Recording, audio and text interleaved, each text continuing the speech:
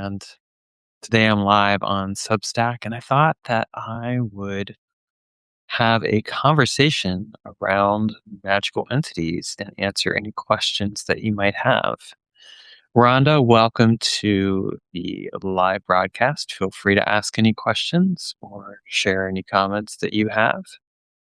And I actually started a Substack chat earlier where I asked, like, what's your biggest question around entities? So on those questions, and then if you have questions as I'm broadcasting here, then you can go ahead and ask those questions, and I'll be happy to share them. Welcome, Sheena. Glad to have you here.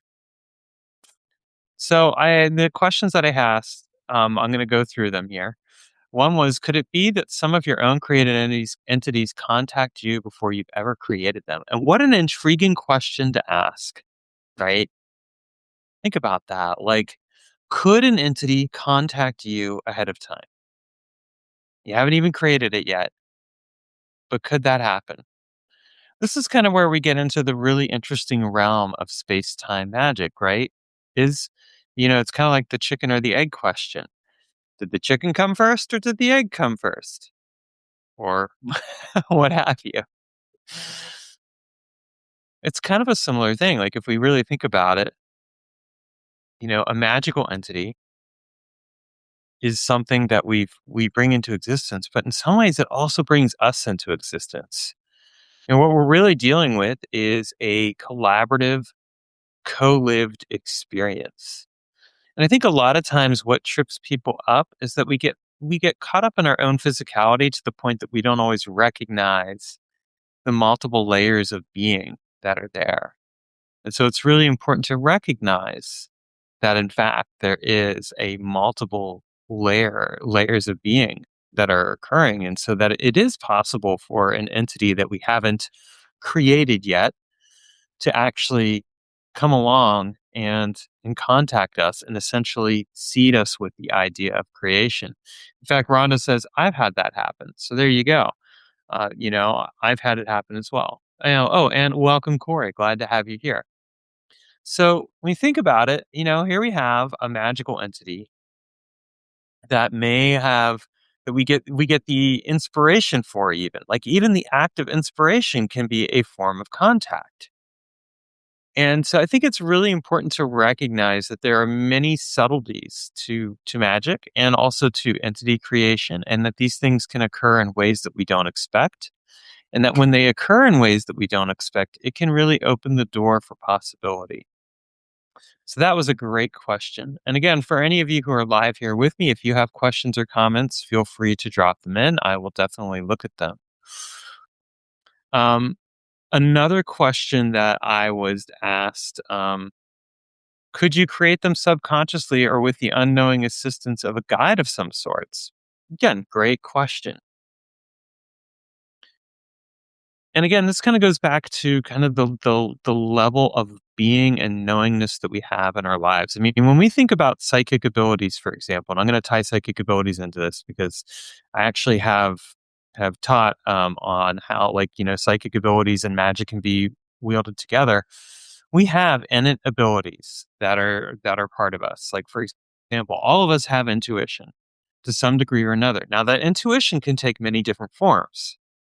It could be that psychic ping, that sense of knowing. It could be clairaudience or clairvoyance or clairsentience or one of the other forms of experience.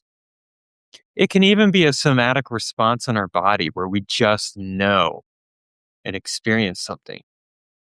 And so there is that aspect of communication and interaction. In fact, one of the processes that I've developed over the years, which is around spirit contact, both with entities and with other types of spirits, is a process called experiential embodiment. And with experiential embodiment, the whole idea of experiential embodiment is that we, instead of relying upon the overt forms of communication, like right now, I'm using an overt form of communication. I'm talking, right? Instead of using the overt form of communication, we pay attention to the more subtle forms of communication. Now, the written and verbal language are forms of language. So like There's that, but then there's also the subtle forms of language. Like when you get into a conversation with somebody, the tone of voice or the facial expressions or other subtle things like that are actually part of the language.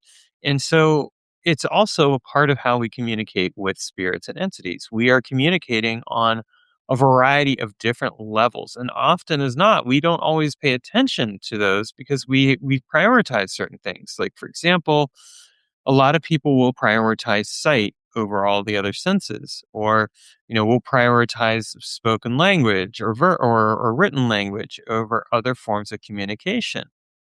But none of these forms of communication are inherently better or worse. They just have certain limitations and they have certain benefits. And learning to pay attention to like our experiences can be a valuable way to connect more deeply with entities and spirits in general. So again, another great question. And for those of you who are watching here, again, thank you for being here. If you have questions as I'm continuing to go through, please feel free to drop those in. Or if you have comments, if you kind of want to weigh in on what I've shared and be like, yeah, I have my own perspective on this, I would love to read that and interact with you. I'm going to get to the next one. Another question was, can they deteriorate because of something? I thought that was a really interesting question, like, because it was, can they deteriorate because of, and then it was like dot, dot, dot, something. Hmm. You know,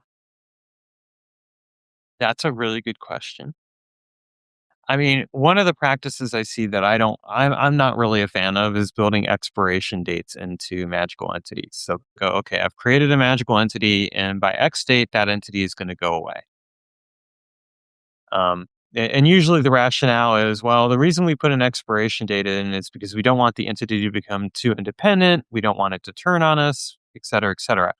And what I always find fascinating about that is like, really, that's like building paranoia into your entity work, right? It's like, oh, okay, I don't trust this entity, so I'm going to build paranoia into it and I'm going to expect it to turn on me. Of course, it doesn't help that, like, if we look at a lot of the spiritual traditions in Western magic, there is basically that same paranoia built into those systems. And that's not how I do spiritual work. It is really about creating a collaborative, ongoing relationship. So, for example, I had an entity, the first entity I ever created was in 2002. So I've been working with it for about almost 25 years now. And think about that, almost a quarter of a century. And it has done some amazing things for me. And it hasn't turned on me, and I don't think it will. I mean, I take good care of it, and it takes good care of me. Like we're taking care of each other. So there's that aspect too. Sheena says, also, unconscious thought forms can become entities. Yes, they can. Like we can have an unconscious thought form, like a dream, for example. I actually had a really fascinating realization this morning. I woke up and I was having some dreams, and I realized these dreams are the source of like when I wake up in the morning, usually I wake up in a little bit of a funk, and I'm like, these dreams are the source of the funk. Like I need to change my dreaming protocol. And like that's an example of an unconscious thought in a way, like that suddenly became conscious because part of it was that I've lately been doing this practice around at night where when I go to sleep, I'm kind of like, hey, I'm talking to the dark and I'm like, can you bring something to my awareness for me that I may not be aware of?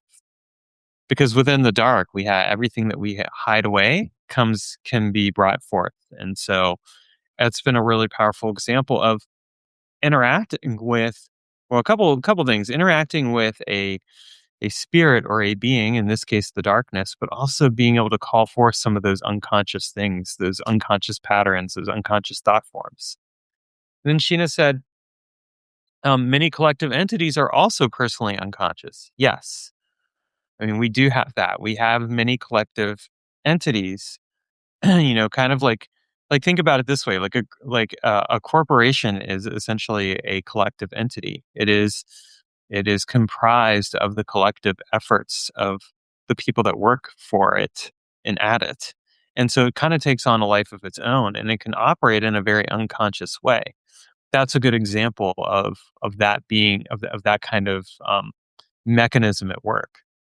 And again, can be really, really a really powerful form of magic when we think about it. Like we can do so much with our unconscious, and it's not even just in the form of entities; it's in the form of other things as addition to that. And bringing it forth and working with it can be really, really important. I'm going to continue on with the questions. And again, if you have comments or questions, feel free to drop those in. As you can see, I do read and respond to each and everything that you share. So I definitely like to have those interactions with people.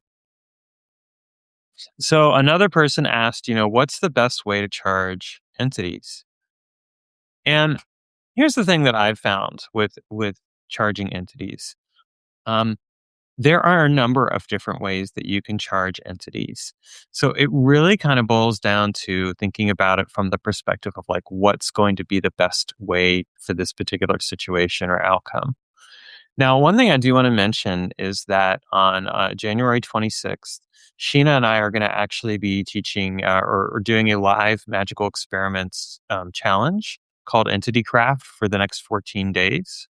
So from January 26th and through basically through the first week of February. And one of the things we're going to be exploring are some of these very topics in a lot more detail. We've developed an experimental protocol that we're trying out that differs a bit from the processes that I've described in terms of how to create and work with magical entities. It's an extension of that.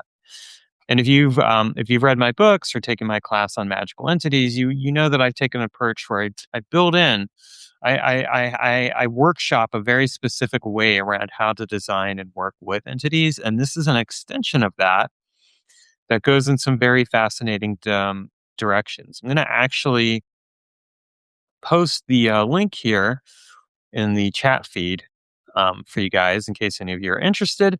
And of course, it's also going to be down below in the show notes, both on Substack and YouTube, so you can check it out because we're going to be having a lot of fun. But one of the things I want to get back to with the whole launching thing is that in a lot of ways, like if we're launching an entity or we're creating or fueling an entity, what we really want to be thinking about is like what, in terms of the fueling, like what it, or the charging is like what makes sense for the situation. And a lot of times, what makes sense for the situation can be something like your emotions, for example. Your emotions can be a potent source of fuel for charging an entity. You're feeling them, right? They're not going anywhere. Why not actually turn them into something that is useful? Welcome, Aguilar, Nora, and the AI Council. Glad to have you here. Um, so that's kind of my answer to that. There are, like I said, there are multiple ways to charge entities, and a lot of times, what I think people end up doing is making it more complicated than it needs to be. Now, then is how do you know initially that they are alive and fully charged? That's a great question. How do we know when an entity is alive, right? How do we know when it's fully charged? The way that I think about this question is kind of goes back to the psychic awareness that we cultivate, right? We know that an entity is alive when we can feel it acting upon us and with us and from us. And so the irony of it all is that yes, it goes back to that original question of, like can an entity contact you before or communicate with you before it's created? Well, yes, it can because it's already working. And one of the things that we have to remember is that our sense of space and time is very much limited in some ways to the meat space.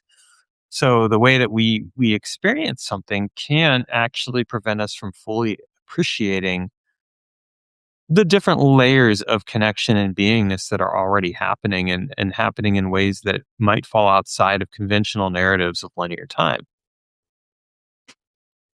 So how do you really know? I think you know when you can feel that entity's presence in your life and you can feel the way that it's shaping things and you can kind of see like how the outcome is being or result is being, experienced with the entity. And the thing to keep in mind is like I never treat I never treat in magic like outcomes and results as the most important thing. Like I do talk about them a lot because I think it's kind of important, right? Like, okay, a lot of people, why do we practice magic? We want to get results. We want to change something. We want to transform something. But the way that I treat results is that results are really like indicators of where we are going. And really, if we look at it in this way, like in our lives, we're in this ongoing experience of life. Well, magic is partially utilized as a way of tapping into that ongoing experience, and the results are kind of like signs that say, okay, this is the direction you're going in. Even if you don't get a result, you've still gotten a result. It's just a result that says, hey, the way that you're going, the direction you're going is not working. You might need to change it. You might need to go in a different direction. So that's an important thing to consider. Welcome, BV. Glad to have you here. Again, folks, if you have any questions or comments, feel free to drop those in the chat. I will answer them, as you can definitely tell. Welcome, Elizabeth. Glad to have you here. And so, like, I think that, like, we look at our results and we say, okay, here's this magical entity that we've created. Here's the outcome. How do we know that it's fully alive? Well, in a very real sense, like the result itself is speaking to that. The result is saying, hey, there's something here. Or maybe the result is saying, hey, there isn't something here. You got to go back to the drawing board. I never treat results as the end all be all. I treat the results as the really just as like this important process of realization and transformation. Welcome, Donna. Glad to have you here. And Sheena just shared creating a dream protocol for communication and monitoring works very well too. Yes. In fact, that's something that you and I are looking at or working on right now. In regards to me, because I shared stuff with Sheena this morning, like, hey, I had this realization. And this is part of the ongoing experimentation, right? And transformation in magical work. We get this opportunity to kind of take a look at something like the signal that we got. Okay, for example, I woke up this morning and I'm like, hey, I have this awareness around like why I wake up the way I do. This is something that I need to change. What am I going to do about that? The signal, the result was an indicator that there was a way, that there is also a possibility to change things. So that's really important. All right, let's look at the next question here that I got. What are the best ways to feed or recharge entities? Yeah, the care and feeding of entities. I almost feel like we're in a Hogwarts class now, right? um, I think that it kind of goes back to like the question of charging. Like, how do we charge an entity?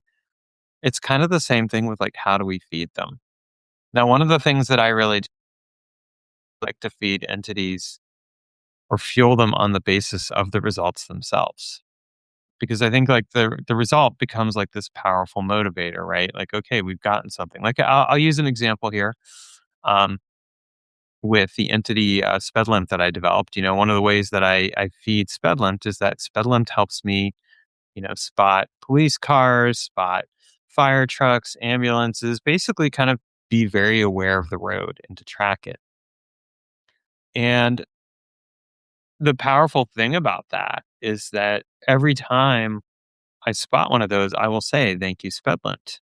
And I will touch a little medallion that I have in my car. And what ends up happening is that essentially serves to help feed the entity. It's just a simple thing like that can be the way that you feed an entity. Of course, there are some other ways, which we're going to get into when in the entity craft challenge. So, we'll be exploring those more. But that's one example of a good way to go about feeding and charging an entity. And again, I'm going to go ahead and post that link in here again for those of you who have just joined, because Sheena and I are launching the Entity Craft Challenge on the 26th of January, and it's going to be a 14-day live cohort experience where you're going to get the opportunity to work with us with an experimental magical entity creation protocol that we've developed and been playing with, that we're really looking forward to sharing with you. I have another question here. Is a focus slash limited entity more effective than a complex entity? Mm, right. So first of all, I'm going to answer Donna because I'm going to get into this. It'll actually feed into the question that was asked earlier. So Donna said, "I'm late to the game. Can you explain what you mean by entity?" Sure. So what I mean by an entity is that an entity is a thought form or a servitor or an egregore. These are different terms that are used a lot of times, but it is essentially a created spirit created by the magician or the psychic or whatever you choose to label yourself for the purposes of performing a specific function or task to help you achieve an outcome. And a practical example of that, using what I used earlier, is the entity of Spedlent that I created many years ago now. I'd gotten 3 speeding tickets within like a short range of time. And down in the States, if you get like 4 tickets within a certain period of time, your license gets suspended. And I'm like, I can't afford to have that happen. And there's a problem here. The problem is that I am not always paying attention to the speed limit. And then the cops are catching me. And I don't like getting busted by cops. And I also don't want to be dealing with speeding tickets. So I decided to create an entity, in this case, Spedlent. And the outcome was basically helping me to spot the police cars and to pay attention to the speed limit and to make sure that I drove safer. Now, I shared this story the other day on Substack, and someone who was a bit of a smart ass said, "Well, like, why don't you just drive? Why don't you just drive according to the speed limit?" Well, I don't know about you, but I can safely say that in the world that we live in, a lot of times it's easy to get distracted or just not pay attention to everything, and so that's like this is why we use something like an entity. This is a perfect example. Like in this case, the entity is designed to help me become a better, safer driver. Why not use magic for that? Like why do we have to make our lives harder than it needs to be, right? I'm not a fan of living a life harder than it has to be just because it's like, "Oh, you should figure that out on your own." I mean, really what that person was really saying is, "Well, you should be self-sufficient." Well, guess what? Nah, ain't none of us fully self-sufficient in the world and we don't need to be. Like being hyper self-sufficient is a trauma response right there. The fact of the matter is, my choice to create a magical entity to help me become a safer and better driver, and to make sure that I was more aware of the road was a really good idea. It allowed me to create something that could help me achieve a specific result, and that's what I wanted. Welcome, Stephen. Glad to have you here. So this kind of gets back to the question that was asked earlier, and Donna, hopefully I answered your question. But I'm going to repeat the question that was asked earlier, which is, is a focused limited entity more effective than a complex entity? So Ashina will tell you, and really, this is kind of one of my axioms of magic is, you know, don't basically get rid of needless complexity in your magical work, and really just in your life in general. What do I mean by needless complexity? I mean, don't don't create something that is more complicated than it needs to be in order to get to the outcome that you want. And what I find a lot of times is that um, people will create more complexity in their lives than than is actually needed. And sometimes that complexity is just a result of their internal trauma patterns or other things like that. And like, fair enough. Like, there's a certain level of chaos that I think all of us live with to some degree. And that level of chaos is in part is like kind of the complexity, but it's also something that kind of speaks to like whatever it is that we're carrying with us that we haven't resolved or addressed. And at the same time, when I look at like a magical working and really just life in general, one of the things that I try to do is strip out the needless complexity. Like, don't make things more complicated than they have to be in your life. Like, if you know that you're going to create an entity, I don't recommend creating like a super complex entity. And the reason why is like, yes, you could do that, but it actually may make things much harder to achieve than if you created an entity that had a specific purpose. So the way that I look at things like with entities is like if I create an entity, I'm open to that entity evolving and becoming more complex as time goes on because there are certain reasons it might need to become more complex. And I found that to be the case. And again, I'll use the example of SpedLimp. So originally, the way I created SpedLimp is that SpedLimp would help me spot police cars and would make sure that I was aware of the speed limit. And every time I saw a police car, I would say, "Thank you, SpedLimp." Simple, easy.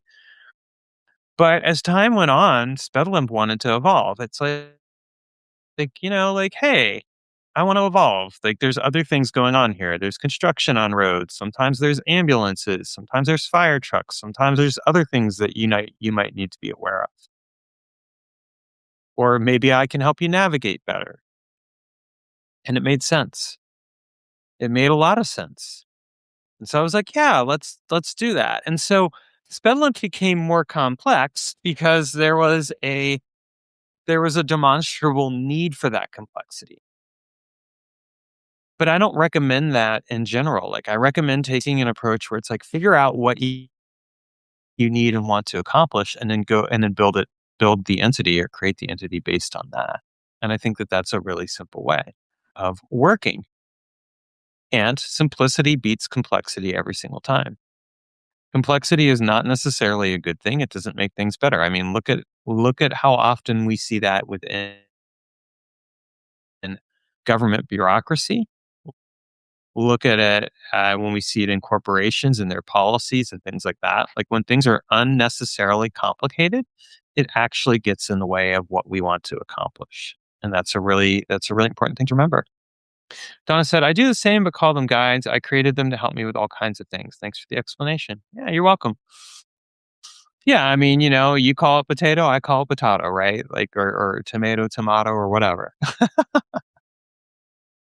I mean, like in chaos magic, they say, "Oh, you've created a servitor or an egregore," or in Dojin, it would be a tulpa, or it's thoughtforms or whatever else. Like, there's lots of different terminology. So I want to make sure that if any of you have questions about magical entities, that you get a chance to ask them. Um, I'm going to pop the link in one more time for Entity Craft down here. And again, if you're curious about it, come check it out. It's going to be a fun 2-week experience. We're going to have a lot of fun together and I say fun because, like, the magical experiments cohorts like this are really designed to be like, it's a fun little challenge. It's a fun way to connect and engage. And, we love to connect and engage with people. So if any of you have any other questions, feel free to drop those in. And what I will say, like, in regards to magical entities, is that here's an interesting origin story of sorts for you. I got into magical entities and like creating them because I was on an e-list back in the late 1990s, early 2000s. An e-list, by the way, is email list, for just in case any of you don't know what I meant by that. So, um, and there was a couple people on there who were like, "Hey, we're writing a book on magical entities, and we want to know if anyone wants to co-write it with us." And I was like, "Hmm." I was like, "I don't know anything about it, but why not?" So I cheered. I figured, like, this is a good way for me to learn about something that otherwise I might not learn about. And that was how I got into creating entities, was because of that. And it was kind of just like this chance of like, oh, I can learn something new. And I ended up co-writing my first book way back when, creating magical entities. I've since written another book called Walking with Magical Entities, and I've shared some classes and other things, because over the years I've taken like what I've learned and developed it further and experimented with it further. And what's fascinating about entity work is that it's a really powerful way to get some results and um, go from there. Welcome, Genghis. Rhonda said, "I'm a spirit keeper in the form of spirits attached to dolls. I'm a little confused if this challenge about what I don't know what you mean by ABO weather, though. Can you clarify that, Rhonda? Because I'm not sure what you mean, and I'd be happy to answer whatever you're sharing there, but I'm just a little confused. Um, I mean, I've definitely attached spirits to paintings, to statues. I've made like clay dolls and things like that. So that's certainly something that you can do and work with in the context of this stuff. Okay, Rhonda said, sorry, I'm a little confused if this includes that or servitude. Well, I'm not a big fan of servitude when it comes to working with entities. You know, servitors. Okay, servitors. Yeah. Well, I mean, that's part of what we're dealing with. Yes, we're like what we're dealing with. Damn autocorrect. Right. Yeah. What we're doing is we're exploring like a process around creating entities. So I mean you could say it's creating a servitor. That's fine. Like again, servitor, magical entity, thought form, these terms are all interchangeable. They essentially mean the same thing. And that's what we're basically going to be exploring and working with. So a created entity, whatever term you want to use, that's what we're going to be dealing with. Um, but we're going to be exploring like a unique process for actually developing an ongoing relationship and creating them. And she said, I love our challenge Telegram groups. Some of the most creative and generous magicians share their experiences and processes. Yes, they do. It is a beautiful experience. And Rhonda said, I typically travel to the astral with an intent. Well, we're going to be doing something a bit different. So you're definitely going to get an opportunity to learn some stuff. Um, with the creation of entities, and that's kind of the whole point, like, right, we want to challenge what we know to discover what we can learn, and that's what challenge is about. And it's a perfect complement to the magical entities class that I've developed. It actually adds on to it a bit, but the magical entities class provides a nice framework as well, um, for people who are interested. And again, this is going to be happening on January 26th, so I look forward to it. Sheena said there are nuances to the language you choose that does have an impact, though, through whatever the name. Well, yes, that's true as well. There definitely is. I mean, like if I use the term tulpa, for example, that's a term that's actually coming from a different culture. It's been appropriated in some ways, like the whole tulpomancer thing is like basically appropriating a term from a different culture, which is why I don't use that particular term. Um, Genghis, okay, one last question here. I'm going to answer this. Genghis said, thoughts on familiars is given by a number of the Goetia. Will you also cover astral and or DMT entities? Genghis, can you tell me what you mean by DMT? Because I'm not sure what that means. Like, are you referring to like the neurotransmitter DMT or something else? My thoughts on familiars is given by a number of the Goetia. Um, Basically, what I would look at that point is that the familiar is essentially one of the legions of spirits that serve that particular goetic demon. So, like, usually if you look at the description for the Goetia, they'll be like, Agaris has 10 legions of demons that serve him and work with him. Okay, so that's probably one of the legions, one of those beings. That familiar is essentially one of the legions of demons, or not the whole legion, but a demon in that legion. Um, we are going to cover some stuff with astral work. Um, and again, I don't know what you mean T entities, and you haven't responded, so I can't tell. Oh, yeah, like psychedelic, yes, neurotransmitter of things like LSD, ayahuasca. Um, yes, we will be doing some stuff with neurotransmitters a bit because I've actually developed an entire system around neurotransmitters. We're going to touch on it lightly because that's really not the focus of the entity craft. But if you're interested in that, I do have some stuff on working with neurotransmitter and hormone entities, which I can definitely share with you. And that could be a resource that might be helpful for you. In fact, I will. I can share that. If you want to DM me, Genghis, and I'll share information with you because I'm still in the process of revamping some material.